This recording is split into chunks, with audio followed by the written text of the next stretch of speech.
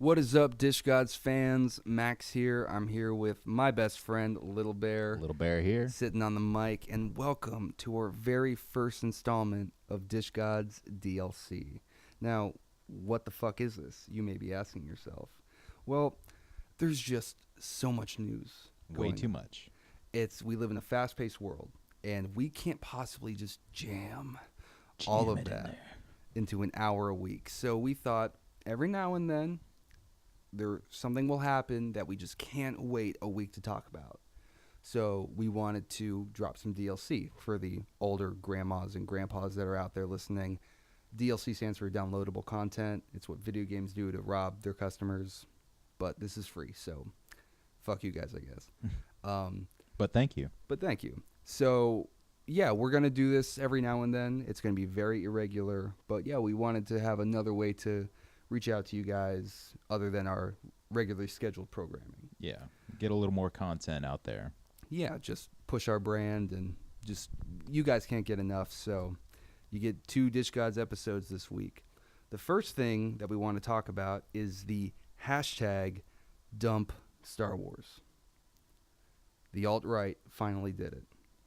Spinning their shitty web across the United States. They've been spreading hate and attacking different groups, and they finally, the straw that broke the camel's back, they're going after pretty much the only thing that I love and hold dear in this world, Star Wars. As we touched on in the last episode, I am pretty much a diehard Star Wars fan, and so is Little Bear. And Not so much. And yeah, the alt-right has gotten their panties in a twist because the writers of the movie Rogue One basically said that deep within the layers of subtext of the movie, the Empire is basically a white supremacist group, and the Rebellion is a multicultural group of ragtag heroes led by a strong, courageous woman. And the right wing is not having any of that. So even Obama's brother, who in his Twitter profile picture is proudly sporting a Make America Great Again hat. Can we just talk about that for 2 seconds? Way to go, Malik Obama. Like, dog, how awkward must that Thanksgiving have been? Right? Like, hey, yeah, that this, like, Malik's just sitting around me like, this Trump guy's kind of got it all together. He's got it all figured out. I like the wall.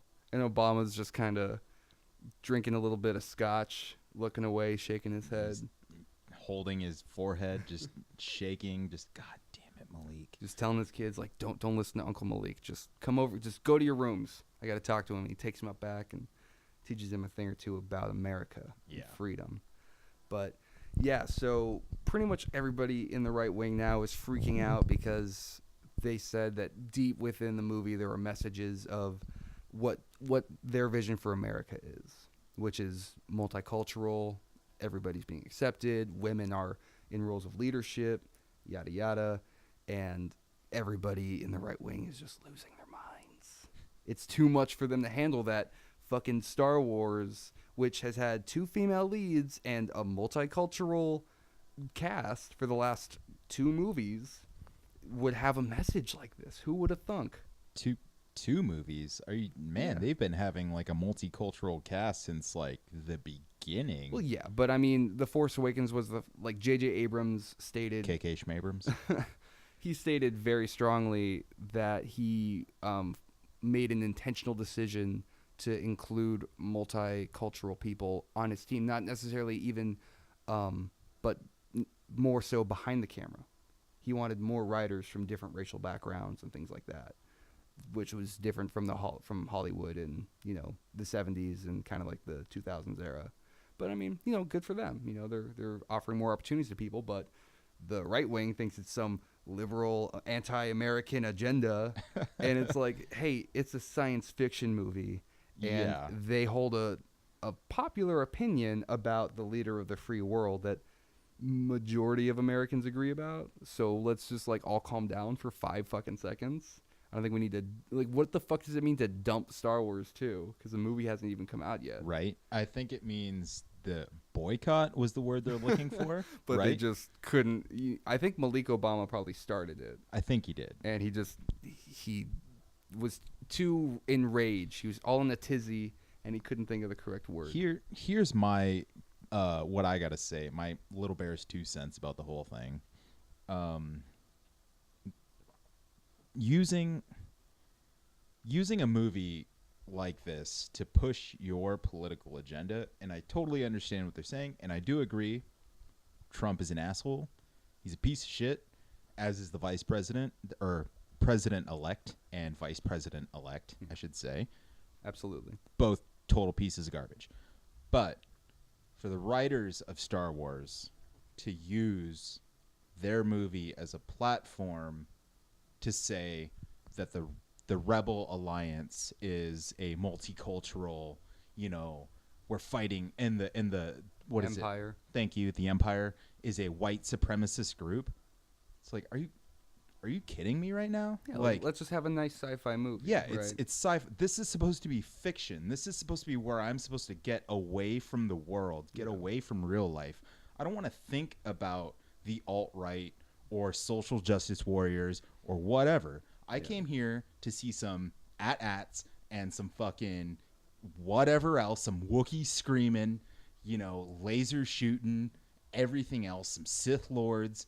I don't want to hear about Donald Trump. I don't want to hear about any of that. I want to hear about the Force. I want to hear about Luke Skywalker. Yeah, I agree. I there's a time and a place, and at the movie theater, not the place. Definitely. And I also feel like the message that they're spreading is a message that you're either on board with at this point or you're not. I don't think that somebody's going to go into Rogue One like loving Trump and then go up and be like, that was kind of... You changed my mind. Yeah, the Empire seems like the KKK. Maybe I should rethink this Trump thing. I think, like, you're either with it or you're not at this point. I think it's kind of a little late to be like, I think, though, too, Rogue One is just trying to make a stance of, they're trying to get a little bit of that SJW money, which I'm fine with. I'm probably going to go see the movie multiple times now just out of spite. Hey, man, everyone's got to make money somehow. Yeah. So I ain't dogging them on that. Yeah, so, I mean, it's a good marketing thing. Malik Obama is going to help that movie make way more money than it probably would have. Right. Which is the ironic thing. But, one of the other things I want to talk about, which you felt very strongly about, Nordstrom announced some new thing they're selling. Their brand new Christmas idea is a pebble wrapped in a piece of leather, and they are selling this for $85. No fucking way. No shit.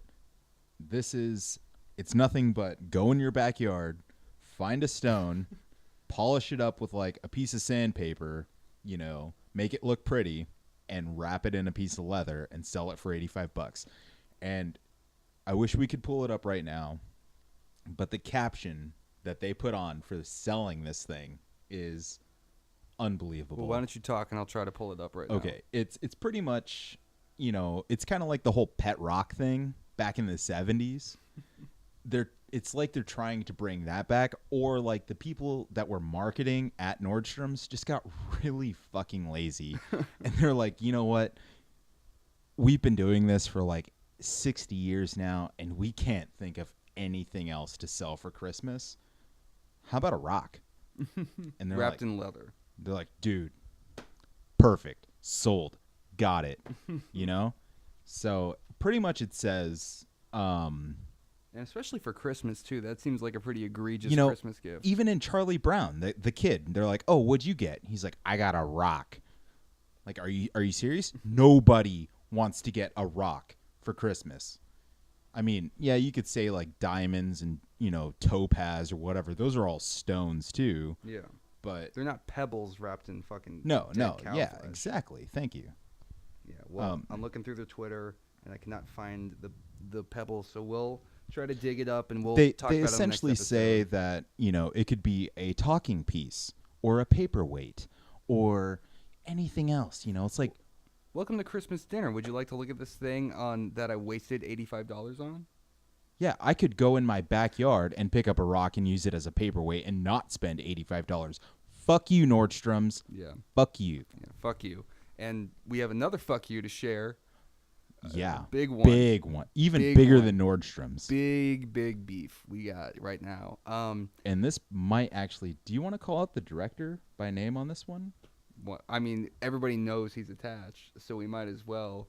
Go for it. Max, go for it. Michael Bay, go fuck yourself. With a huge cactus. Huge needly cactus. Now, if you guys are out on the internet perusing, you guys might have seen the new Transformers trailer that just dropped for the last night. Now, looks good, looks kind of cool, looks like all Transformers movies do. However, Little Bear, would you like to mention one particular scene that kind of got our blood pumping, getting us fueled with ire and the rage of white hot 1,000 suns? Yeah, it was in the trailer. It's about 45 seconds in. 45 seconds in, thank you. They show the Nazi flag with the swastika. So obviously they're in World War II.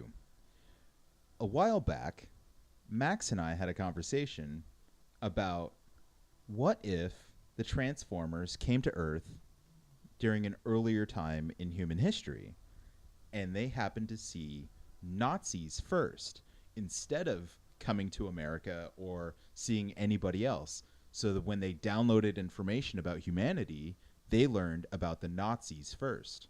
And I mean, we're not saying that they're taking this particular plot piece, but the connect is there. Nazis and Transformers. That's a badass thing in of itself, which I do not believe has ever been done yet. No, I mean, they've done Superman and Nazis, Batman and Nazis, everyone, but any not other character Transformers. as Nazis. Yeah, that's our original IP, and they just, Michael Bay obviously listened to our podcast, heard that episode, and quickly shot that footage so he could include And Nazis plus Transformers He in his threw movie. it in there. He did post-editing. Yep. Threw it in. Fuck you, Michael Bay. Yeah, so all the folks... You'll be hearing from our lawyers. Yeah, we are going to be sending a cease and desist to this movie. You know what? Hashtag dump Transformers. I like it. I like it. We're going to start a beef here. And you know what, Michael Bay, if you would like to come on our show and explain yourself, I'd be more than happy to have you in our studio. More than willing to let you say your 10 your 10 seconds. Yeah. Yeah, we're going to give you 10 seconds and that's Just 10 it. seconds. Yeah, so but yeah, I think that's going to do it for this edition of DLC. Yeah, thank you so much for listening. We hope you enjoyed.